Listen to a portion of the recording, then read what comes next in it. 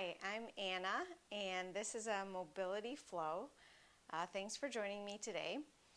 Now, when we're working on mobility, part of the kind of goal is to move parts that we don't often move. We're used to moving our major joints like our shoulders, probably our knees, a little bit with our hip joints, but we're not used to moving some of the less familiar parts. And research in exercise and kinesthesiology is finding that moving all those little parts matters just as much and affects the body as a whole and helps us move the big parts better too. So one of the things that we all have are mind-body maps. And so that is a map that your brain creates to all the different parts of your body. And so as we do some of these movements, I just want to remind us that there may be parts where you don't have a clear mind-body map yet. And so it's going to feel unfamiliar.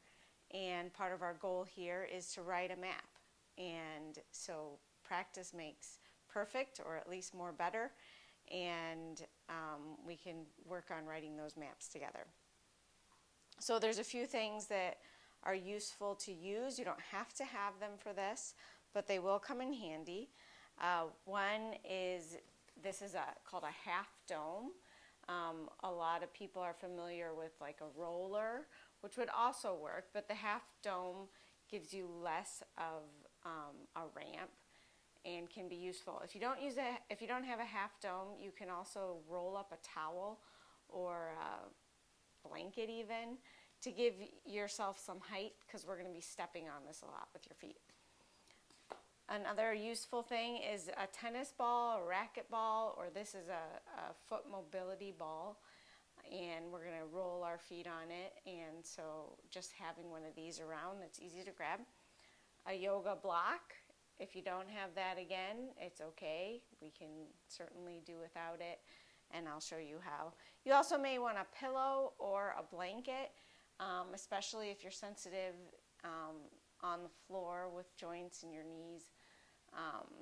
You might want some extra padding.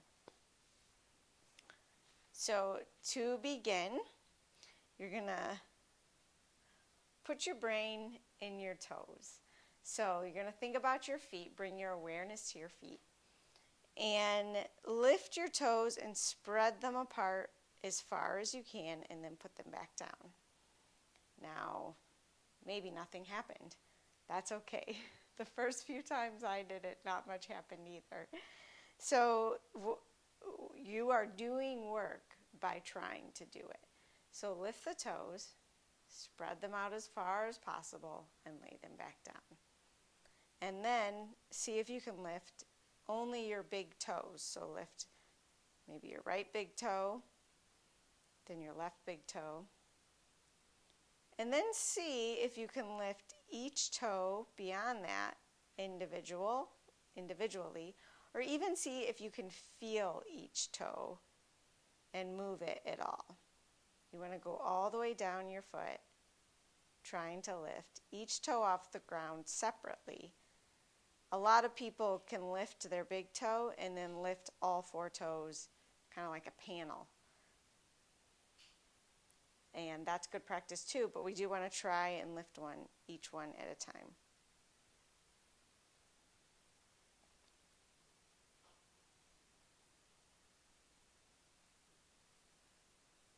Okay, after that, we're going to do a top of the foot stretch. So I'm just turning so you can see me better, but you're going to start out balancing your weight on both feet with your feet about hips width apart and facing straight forward. So if you tend to have an outward pronation, like maybe you naturally stand more like this, a lot of people do, or even more pigeon-toed, you want to try and go ahead and put your feet as straight as possible. And then once you've done that, bring your weight back into your heels, almost like you're going to fall backwards and then come forwards just enough to stay balanced. But you want to try and keep your weight in the back heels. And the reason for this is this will help line up your body better so you have better postural alignment. So the goal in alignment is to have your ears over your shoulders, over your hips, and then over your ankles. Most of us tend to be a little bit leaning forward or sticking the pelvis forward. It can be very slight, but keeping good alignment and straight as possible is going to help your weight on all your joints and help with low back problems, all sorts of joint problems. So when you're standing, you can practice like that. It might feel awkward at first. Also, when you're walking, you can think about that.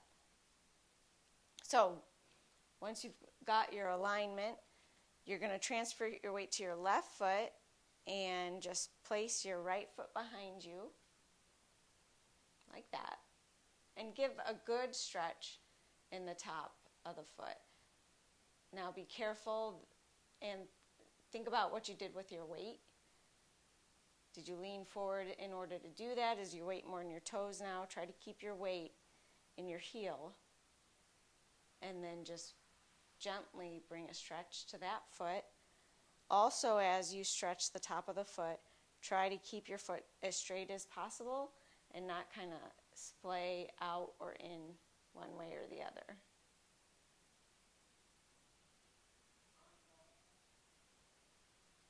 Bring that forward. And then we'll do the left foot. Same thing, keeping your weight in your heel, trying to stay as straight as possible.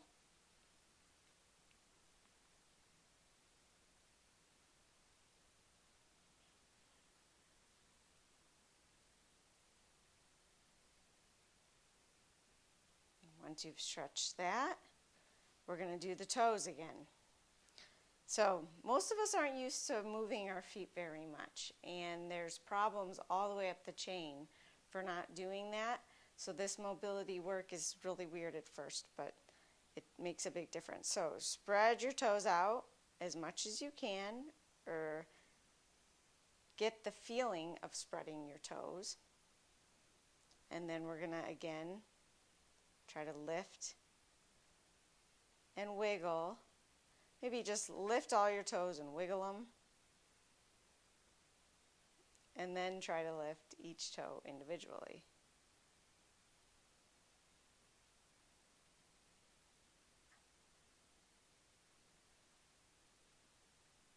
Pinkies are probably the hardest. My pinkies don't really move at all without the other feet, or the other toes, excuse me. So then we're going to do a calf stretch. This is where you want your half dome or rolled up towel. And you're going to place it down just as if you were walking up to it. You're going to step onto the half dome. We'll start with our left foot. So I'm kind of at the edge of it as if I was going to walk right over it. My right foot is pointing straight forward, and so is my left foot. And again, you want to keep your weight back in the heels, not leaning forward like this, which makes it easier to balance for me. Put your weight back in your heels, and then try to relax your quadricep muscle. So your thigh muscle is often tensed, especially on that bent ankle. So try to relax your kneecap, relax that quadricep, and let the bend come from your ankle.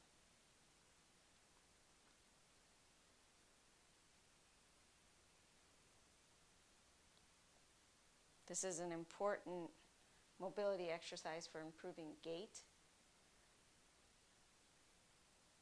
If you tend to have an outward pronation of your feet, where, sometimes called duck feet when you're walking, it's often because you lack ankle mobility, and that will pay its toll over time. So then we're going to go the other side, and same thing. Remember your alignment, keeping your weight in your heels. Step up and onto the half dome. Once you've got your balance and your weight in your heels evenly on both feet, try to relax those kneecaps.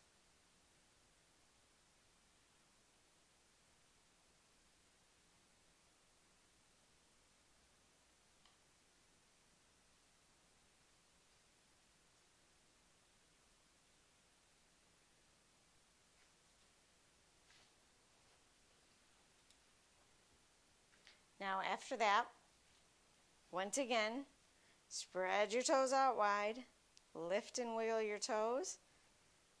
Put your brain in your big toes and try and lift them up. And then one toe at a time. Don't know if your toes are called the same things as your fingers, like your middle toe and your index finger. Index toe doesn't make much sense.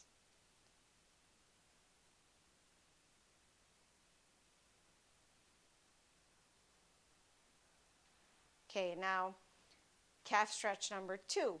This one's a little bit different. Again, we want our postural alignment. Weight back in the heels. You're going to step up next to the half dome and then onto it. This one's a little harder for balance. If you want to have a chair by you to hold on to, or even a table, that can be helpful for this one. And you want to really try not to just lean forward to keep your balance, but keep your weight distributed well. The right foot is flat on the ground. If you find your toes curling up to try and balance yourself, step back a little bit.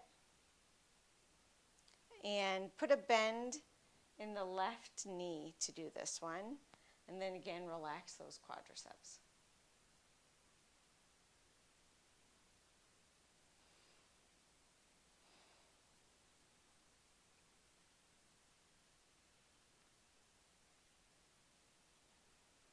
Step off, maybe roll that out a little, and then we'll go to the other side, stepping up to the half dome and then onto it, keeping a slight bend in your knee for the foot that's on the dome.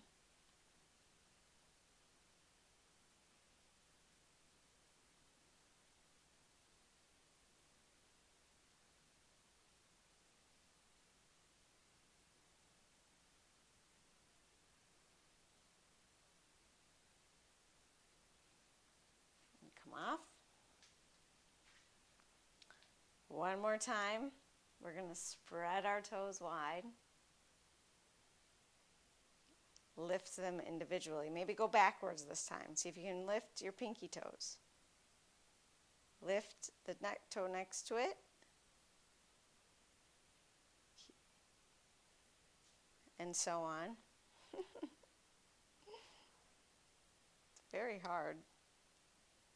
All the way to the big toes. Lift your toes and wiggle them all. Okay, we're going to go back to the top of the foot stretch. So feet are straight forward. Here, I'll do it this way so you can see this time.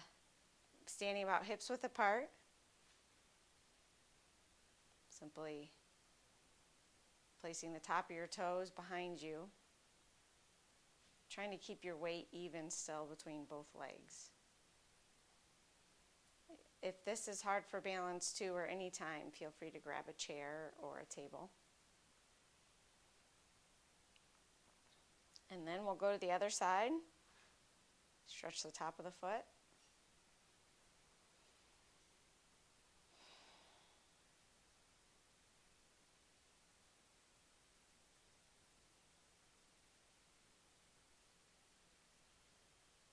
As you get more familiar with this, you can also roll the ankles, kind of stretching all around, and then returning to center. Can feel good. Okay, we're going to go back to the calf stretch. Calf stretch number 1. So this is with your foot behind the dome, stepping up. Remember to relax your kneecaps to keep your weight evenly distributed.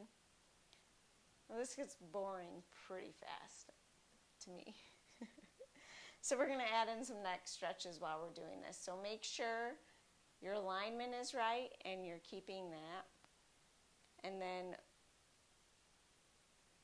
looking straight forward, gently let your right ear fall towards your right shoulder. Being careful not to scrunch the shoulders up when you do that, but staying relaxed and just keeping the right ear towards the right shoulder.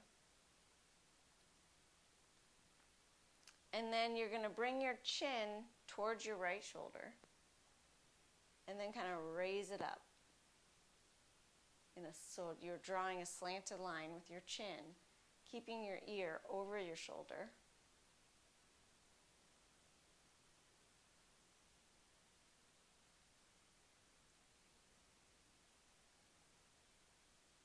Ear over shoulder, drawing a diagonal line with your chin.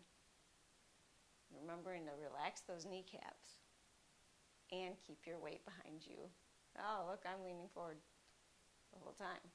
So step off, maybe roll out your ankles. Let's go the other side, stepping behind the dome and onto it. Keeping your weight evenly distributed, and then letting your left ear fall towards your left shoulder. And then bring your chin towards your left shoulder and then up, drawing a diagonal line, keeping your ear over your shoulder.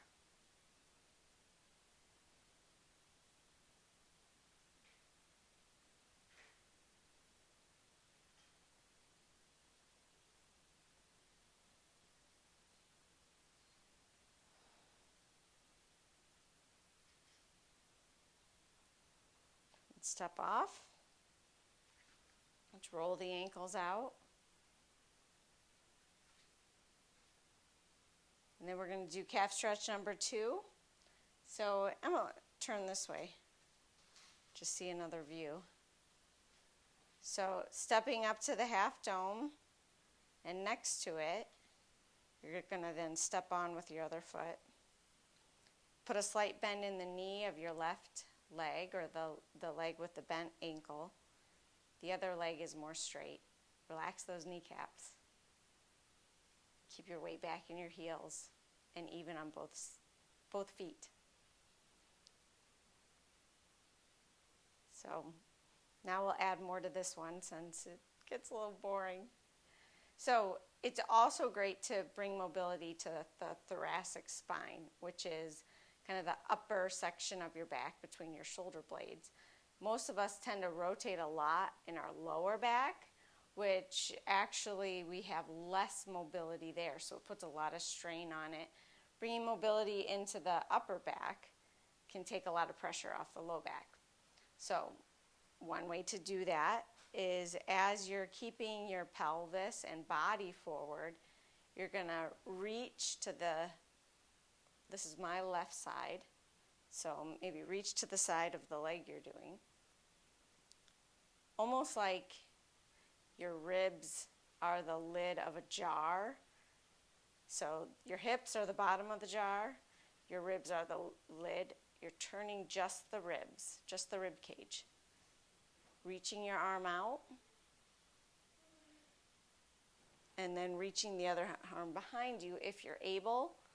If the arms are too much, you could just keep your hands on your rib cage. Take a deep breath in to try and fill the rib cage, and then blow it all out. Again, you take a deep breath in to fill the rib cage and try to bring your breath to your back, to your spine. Blow it out. Come forward. See if you kept your alignment that we talked about, and then step off, and we'll go to the other side. So stepping right up to it,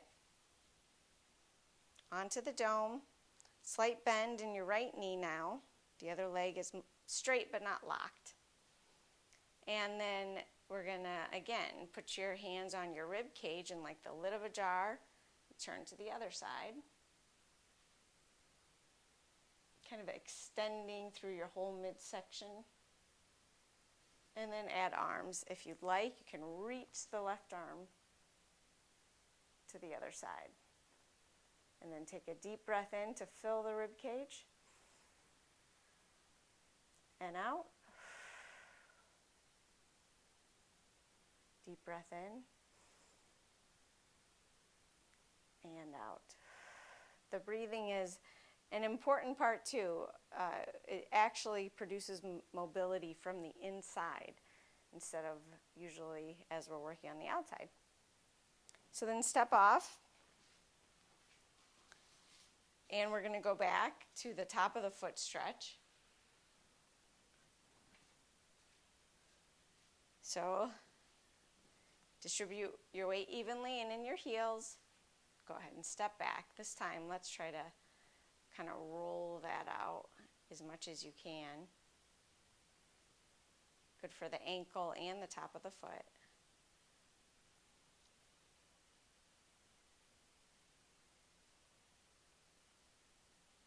And then go the other side.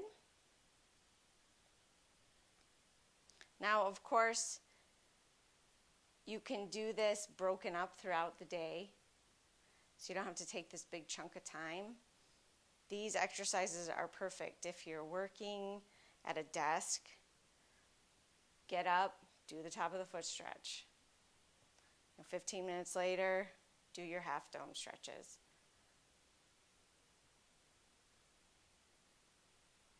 So then we're going to take our little mobility ball here, or if you have a tennis ball, and you just roll it underneath your foot. This can feel really good, getting into the arch, along the middle section, and then on the outside of your foot. You could also do this sitting down.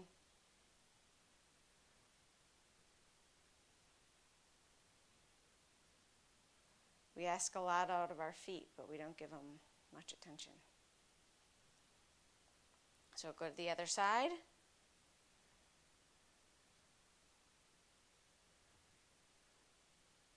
Nothing too special about technique with this one. Feels good though.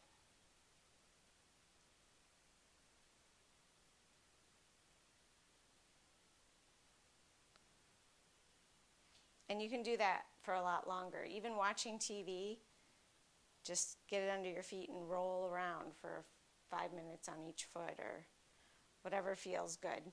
You want to work up to more time with all these actually. So next is the pelvic list. This is where, well, we'll use our block later, but we'll start out without it. It may be helpful to have something if you struggle with balance to grab onto. But again, the same postural alignment, keeping your weight back in your heels and about hips width apart. This is a great exercise for your gait, bringing more mobility into your hips. So the pelvic list. You're going to begin to push your left foot into the ground so that your right foot comes up off the ground. You may not be able to get your right foot off the ground, so you want to push the left foot into the ground without bending to the side or using anything. You're actually just using your hips to lift up your foot. Using the hips to lift up the foot, pressing into the ground with your left foot and bringing your right hip up. I want to do about 10 of these. And letting all the movement just come from your pelvis.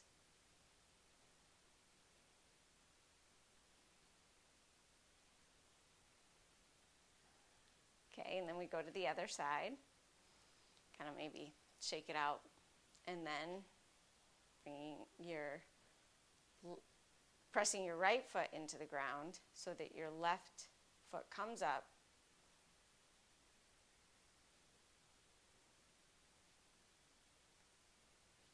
There may be a slight bend in the knees. You don't want to lock your legs out, but you shouldn't be bending them a lot. And all the movement is right here. Sometimes placing your hands there can help feel it better or help you do it better. You may notice that one side is more mobile than the other and your foot goes higher. That's normal too. So that's the pelvic list.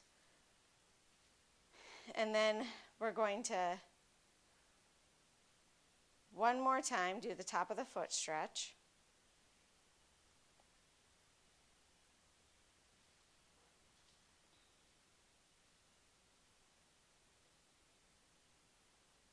And then if you have a block and you felt comfortable doing that list on the ground, you're going to step onto a block.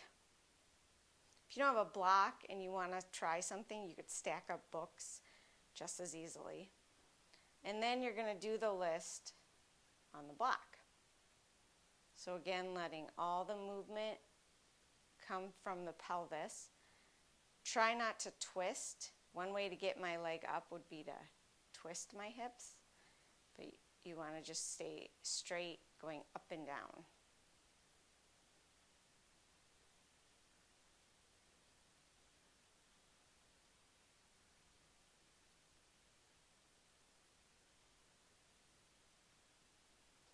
And then step to the other side. This is also great for balance, which is always good to strengthen, help prevent falling.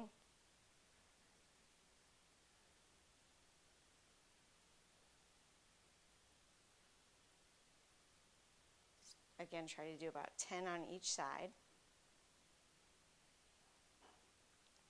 Step down. And then you're going to need a chair.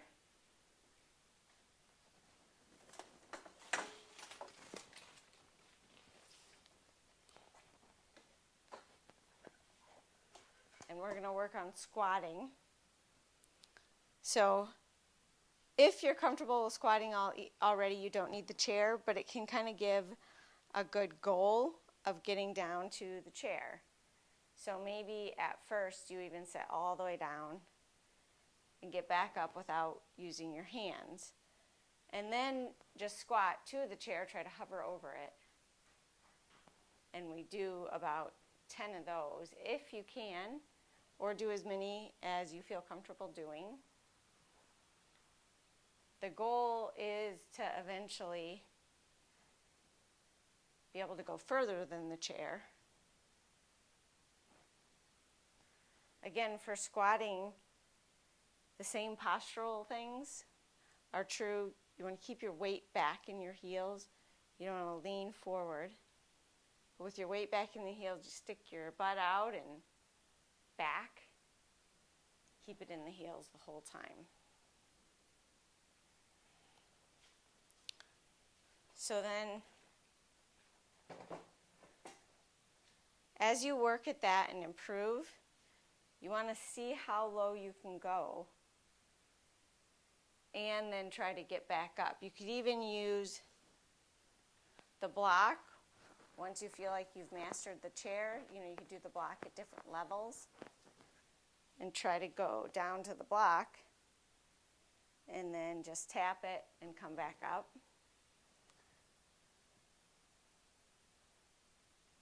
And eventually, see if you can get all the way down to the floor to sit. Getting up and down off the floor is a great skill to keep whatever age we are. So now, I'm going to pause it for a second.